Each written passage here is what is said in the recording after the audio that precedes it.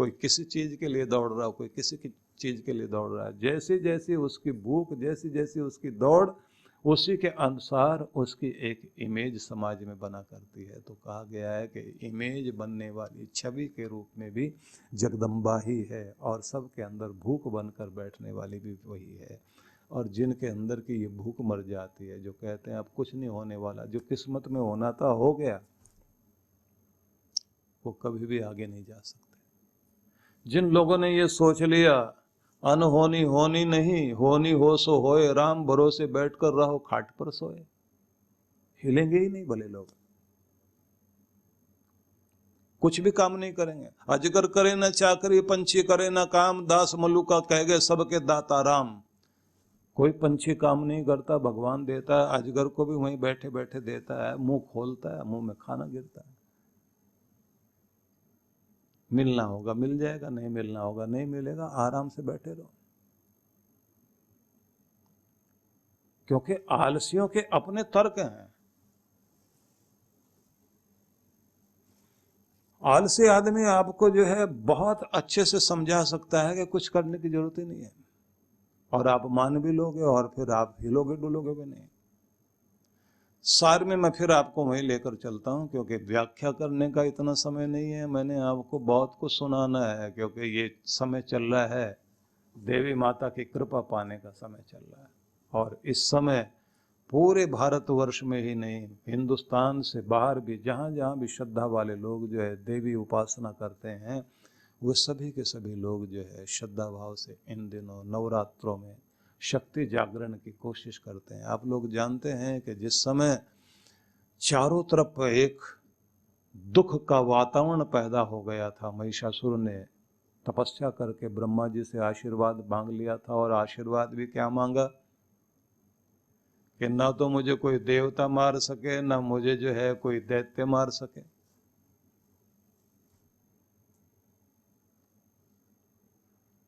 तो उसने जो कुछ बोला था उसमें देवी शब्द तो बोला ही नहीं था। आशीर्वाद ले लिया, शक्ति मिल गई, और उसके बाद में स्वर्ग पर कब्जा कर लिया। पूरी कहानी तो आप लोग जानते होंगे, नहीं तो बाद में कभी सुना देंगे। तो बस इतना समझ लीजिए आप कि उसके बाद देवता जब परेशान हो गए और सबने कहा कि अब एक नई शक्ति का उदय होना चाहिए, तो सारे देवताओं ने मिलकर के शक्ति उपासना की और शक्ति को प्रकट किया। और शक्ति किस किस रूप में, मुख किससे बना, कान किससे बने, हाथ किससे बने, ये भी एक बड़ी लंबी चौड़ी व्याख्या है। और फिर सभी ने अपने अपने शस्त्र दिए। मतलब अगर विष्णु भगवान सामने खड़े हैं तो वो भी अपना एक शस्त्र उठा करके सुदर्शन चक्र पकड़ा रहे हैं, शिव जी हैं तो वो अपना त्रिशूल दे रहे हैं। सबके हाथ 4 हैं, देवी माता के 8 हाथ हैं। बड़ा अद्भुत रहस्य, इस पर भी आगे चल करके थोड़ा समझाएंगे आपको, लेकिन मैं आपको बताना चाहता हूं, जो दुर्गम काम कर सके, कठिन से कठिन काम कर सके, इसी कारण उस शक्ति का नाम हुआ दुर्गा। दुर्गा दुर्गति नाशनी, जो दुर्गति का नाश करे। लेकिन फिर हम लोग आगे बढ़े, क्योंकि ये तो बड़ा अद्भुत संदेश है कि व्यक्ति के अंदर की जो भूख है वही उसको दौड़ाती है। और भूख जैसी है, भूख धन की है, भूख पद की है, भूख प्रतिष्ठा की है। जिस तरह की भूख आपकी होती है, उसी तरह के कर्म आप करते हैं। जैसे कर्म आप करने लग जाते हैं, उसी तरह की एक इमेज, एक छवि आपकी समाज में बनती है, और उसी के अनुसार आप जाने जाते हैं। आलसी जाने जाओ, कर्मठ जाने जाओ, लोभी जाने जाओ, या प्रतिष्ठित व्यक्ति जाने जाओ, जो भी कुछ आपकी भूख होती है वो आपको एक जगह ले जाकर खड़ा करती है, और जहां वो लाकर खड़ा कर देती है बस वहीं पर आपकी एक छवि बन जाती है। और वो जो छवि बनती है, जो इमेज बन जाती है आपकी, बस समझ लेना कि वो इमेज ही पहचान बनती है। उसी के अनुसार आपके कुछ नाम बन जाते हैं। तो आप ये समझ लीजिए कि भूख जगाओ, उसमें भी शक्ति है, लेकिन वो भूख जाने कहाँ चाहिए, वो भी एक संदेश है कि आपको अगर जाना ही है, भूख जगानी है, तो लालच भी करना तो फिर छोटा नहीं, परमात्मा से परमात्मा की वस्तुएं नहीं, परमात्मा से परमात्मा को ही मांग लो। मुझे तो आप ही चाहिए भगवान। तो आगे बढ़ते हैं, कहा गया या देवी सर्वभूतेषु तृष्णा रूपेण संस्थिता नमस्तस्यै नमस्तस्यै नमस्तस्यै नमो नमः। जो देवी माता तृष्णा रूप में, लेकिन उससे पहले एक श्लोक और है, या देवी सर्वभूतेषु शक्ति रूपेण संस्थिता। जो देवी माता सबके अंदर शक्ति बनकर बैठी है, उस शक्ति स्वरूपा मातृशक्ति को नमस्तस्यै नमस्तस्यै नमस्तस्यै नमो नमः। और आगे फिर कहा गया या देवी सर्वभूतेषु तृष्णा रूपेण संस्थिता। जो सबके अंदर तृष्णा प्यास बनकर बैठी है। कमाल की बात तो यह है कि भूख तो फिर भी आपको बर्दाश्त कर लेने के लिए क्षमता होती है, प्यास बर्दाश्त नहीं होती। पहले भूख बताई, अब प्यास बता रहे हैं। जब आपके अंदर एक प्यास जागती है, प्यास जो है वो आपकी क्षमता को दर्शाती है। शक्ति के साथ जो है, शक्ति है क्षमता, सामर्थ्य, और तृष्णा जो है वो प्यास है। प्यास को आप मान लीजिए इच्छा शक्ति। जितनी बड़ी इच्छा शक्ति उतना ही बड़ा कर्म आपका होगा। इच्छा शक्ति अगर कमजोर है तो फिर आप कमजोर ढंग से ही काम करेंगे। जिस चीज को पाने की जितनी तेज इच्छा, जितनी तेज प्यास होगी, परमात्मा को पाने के लिए भी जिन लोगों के लिए, जिसको कहा जाता नहीं सबसे बड़ा भक्त है, तो उसकी सबसे बड़ी पहचान क्या होती है? उसकी सबसे बड़ी पहचान ये होती है कि उसको उतनी ही परमात्मा को पाने की प्यास लगी होती है। जो ज्यादा प्यासा है, ज्यादा तृषालु है, तृषित है, वो उतना ही बेचैन होगा कि बस अब और कुछ नहीं, सिर्फ पानी चाहिए, परमात्मा चाहिए। जिस चीज के लिए ज्यादा प्यास होगी आपके अंदर, तो प्यास आपके अंदर व्याकुलता पैदा करती है। और वो व्याकुलता ये है जो आपसे वो करा देती है जो आप आश्चर्य करते हैं, अच्छा ये भी मैं कर गया। इसलिए कहा जाता है या देवी सर्वभूतेषु शक्ति रूपेण संस्थिता। देवी माता सबके अंदर शक्ति बन करके बैठी है, लेकिन उस शक्ति का उपयोग तब होता है जब आपके भीतर कोई प्यास होती है। कार्य करने की क्षमता शक्ति है, सामर्थ्य शक्ति, आगे बढ़ने की शक्ति, ऊपर उठने की शक्ति, बड़े से बड़े कार्य करने की शक्ति, सब कुछ आपके अंदर है, लेकिन तभी वो कर पाओगे जब उसकी प्यास आपके अंदर होगी। जब आप ये कहते हैं मैं साधारण आदमी बनकर, भीड़ का हिस्सा बनकर, भेड़ बकरियां बनकर जीने के लिए दुनिया में नहीं हूं, मेरे परमात्मा ने मुझे सबसे अलग बनाया है, कुछ खास है, कुछ खास है मुझ में, कुछ विशेषता है मुझ में, इसलिए मुझे और लोगों की तरह से सामान्य रास्ता नहीं दिया गया। और बात ध्यान रख लीजिए, जो कुछ सुपर हीरो बनना चाहता है तो उसको सुपर विलन भी मिलेगा, ये बात ध्यान रख लेना। जितने बड़े राम जी हैं उतना ही बड़ा रावण भी मिला उनको। अगर कृष्ण बहुत महान है तो उतना ही नीचे गिरा हुआ शत्रु मिला, कंस। और ऐसा ही रिश्ते में ऐसा व्यक्ति जिसको वो प्यार कर रहे हैं और वो गालियां दे रहा, शिशुपाल। कृष्ण 16 कलापूर्ण है तो 16 तरह की विद्याएं, तो 16 तरह के नहीं, पता नहीं सैकड़ों तरह के तो शत्रु आके खड़े हो गए सुपर हीरो को, सुपर विलन। और एक तरह के नहीं, बड़ी वैरायटी है, कहां कहां लड़ोगे। हे भगवान, आदमी कहे मेरे पीछे सब पड़े हुए, मैंने क्या बिगाड़ा, अभी तो जन्म भी नहीं हुआ मारने चल पड़े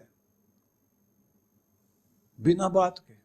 ऐसा मूर्ख आदमी किसी ने बहका दिया कि ये बच्चा पैदा होगा तो ये तुम्हें मार देगा, और आ बैल मुझे मार, तो फिर वो बैल मारता ही मारता है।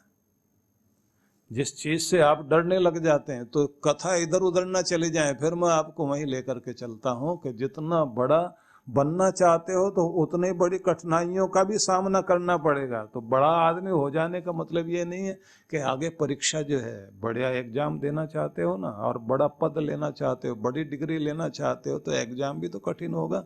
और अगर आपने 5 लाख रुपए का पैकेज लेना है या 10 लाख का पैकेज लेना है या आपने 20 लाख के पैकेज वाली नौकरी करनी है, इंटरव्यू भी तो उतना ही बड़ा होगा, उतना ही बड़ा टैलेंट भी होगा, उतनी बड़ी कठिनाइयां दी जाएंगी। आपको नौकरी पर किस लिए रखा जाता है?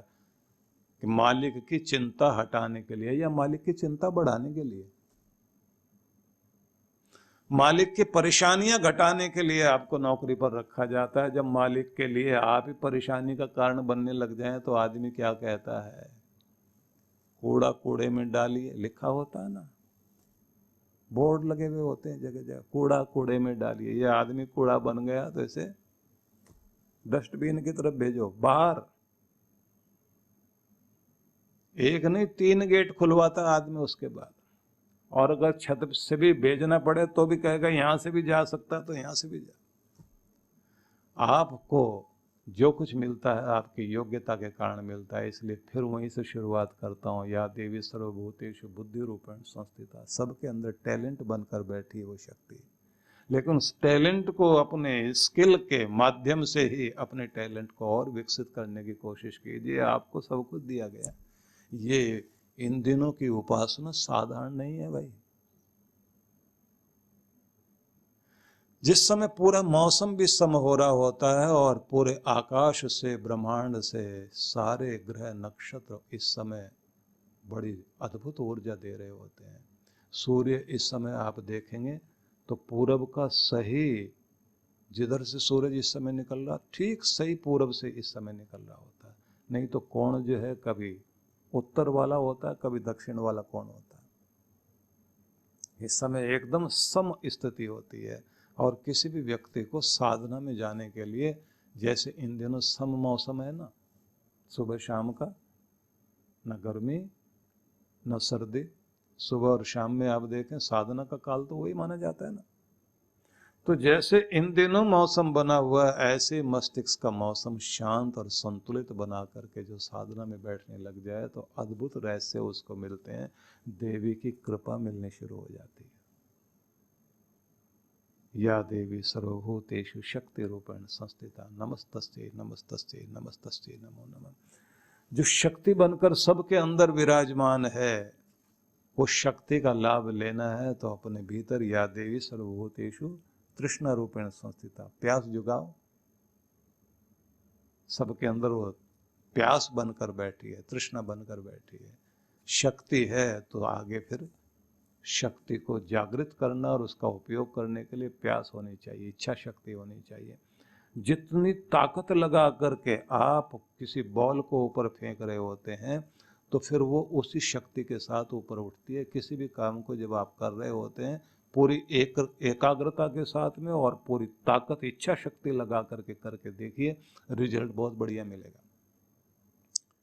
और जो लोग कहते हैं कि देखते हैं होता है, ठीक है, नहीं होता तो फिर कोई बात नहीं है। फिर तो बिल्कुल वैसी बात है जैसे कोई एक आदमी जो है वो बोल रहा था कि सेठ जी तनख्वाह बढ़ा दो, नहीं तो तनख्वाह बढ़ा दो, नहीं तो 5 बार बोला। सेठ ने गुस्से में कहा नहीं तो क्या करेगा? बोले नहीं तो उसी में गुजारा कर लेंगे। और नहीं तो फिर लगाता क्यों है? दम नहीं है अंदर तो लेगा कैसे? और नहीं तो में ये बात ध्यान रख लीजिए, या तो लाभ मिलेगा या फिर बाहर होगा। संकट का सामना करने की ताकत अगर आपके पास में है तो फिर आपको कुछ मिल सकता है। और अगर आपके अंदर हिम्मत ही नहीं, शक्ति नहीं है, तो फिर तो आप इतने धीरे धीरे बोलेंगे कि उससे फिर कुछ भी मिलने वाला नहीं है। तो इसलिए मैं निवेदन करना चाहता हूँ, इन दिनों आप अगर कुछ करना चाहते हैं, सफलता पाना चाहते हैं, कृपा प्राप्त करना चाहते हैं, तो मेरा सबसे निवेदन है, इन दिनों सभी को एक चीज़ का ध्यान रखना पड़ेगा। आसन संभालना शुरू कर दीजिए, दीप सामने जगाइए और बैठिए आप शुद्ध मन से, और फिर अपने अंदर आती हुई कृपा को महसूस कीजिए। सच में चमत्कार होने शुरू हो जाएंगे। और अगले वाले श्लोक की तरफ मैं जाऊं तो उससे पहले मैं आपको ये बता दूं कि देवी माता ने जिन 8 शक्तियों को धारण किया, 8 हाथ हैं ना उनके, और जिन दैत्यों को मारा, तो उनमें एक तो महिषासुर है। महिषासुर है तो उसे माना जाता है वो क्रोध का रूप है, और क्रोध बड़ा हिंसक रूप धारण करता है, क्रोध विनाश का रूप धारण करता है, और उससे देवता भी परेशान, दैत्य भी परेशान, मतलब सारे जड़ चेतन जगत में खलबली पैदा हो गई आपके घर में। वो एक आदमी लगातार क्रोध करता चला जाए और अपने क्रोध को संभालना ना जाने। क्या क्रोध तो राम जी भी करते हैं, लेकिन उनका क्रोध कैसा है? मन्यु रूप है, जो हित करे।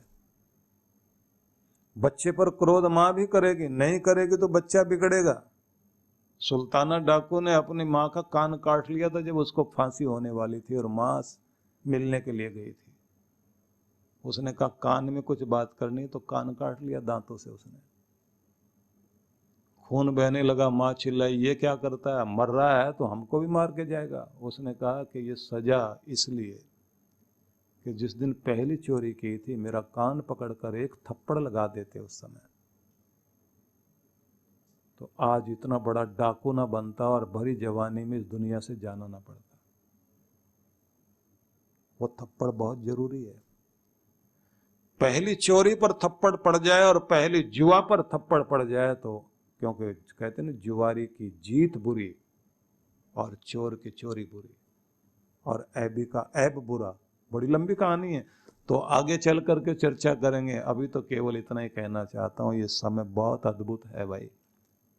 इस समय का लाभ उठाना शुरू कर दीजिए, और लाभ उठाओगे तो उसके बाद आप देखना ये नवरात्रे आपको कुछ नया ही बना करके जाएंगे। तो उस समय देवी माता ने एक तो महिषासुर को, मधुकैटभ को, शुंभ निशुंभ को, इनको जो उन्होंने मारा, इनका हनन किया, तो कोई काम है, कोई क्रोध है, कोई लोभ है, ये शक्ति ने इनको नष्ट किया। तो आपके अंदर भी कुछ न कुछ ऐसे राक्षस बैठे हुए हैं जो आपकी हानि कर रहे हैं, तो उन पर हमें काबू पाना है, और इसी तरह से जगदम्बा माँ की कृपा से।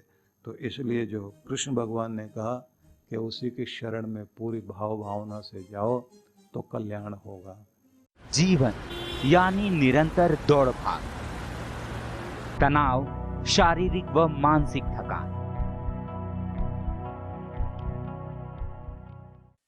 कुछ सुकून के पल हम सबको चाहिए।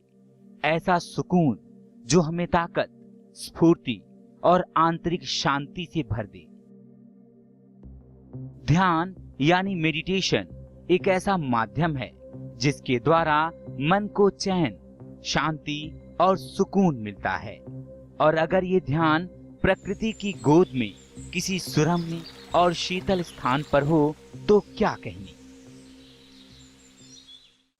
आइए परम पूज्य सुधांशु जी महाराज और आदरणीय डॉक्टर अर्चिका दीदी के शुभ नेतृत्व में सीखें ध्यान की कुछ अद्भुत विधियां, जो न सिर्फ शरीर को शक्ति प्रदान करेंगी बल्कि आंतरिक शांति से भर देंगी। एक सुंदर अवसर है 5 दिवसीय ध्यान शिविरों में भाग लेने का, जिनका आयोजन 19 से 29 मई तक होगा, और साथ ही 16 दिवसीय लघु चंद्रायण तप में भाग लेने का, जिसका आयोजन 31 मई से 14 जून तक होगा। इन शिविरों की अनूठी बात है कि इसमें प्रमुख ध्यान की विधियां तो होंगी ही, जैसे प्राणायाम, स्वास्थ्यप्रद ध्यान, कुंडलिनी ध्यान, चक्र ध्यान, पिरामिड ध्यान, पंचकर्मा, विभिन्न यौगिक क्रियाएं इत्यादि। साथ ही साधकों को मंगल यात्रा, पूर्णिमा दर्शन, प्राकृतिक चिकित्सा के साथ साथ दर्शनीय स्थलों के भ्रमण का भी अवसर मिलेगा। सबसे खास बात यह है कि साधक मनाली के एक अत्यंत खूबसूरत रिजॉर्ट में निवास करते हुए इन सब कार्यक्रमों में हिस्सा ले सकती हैं।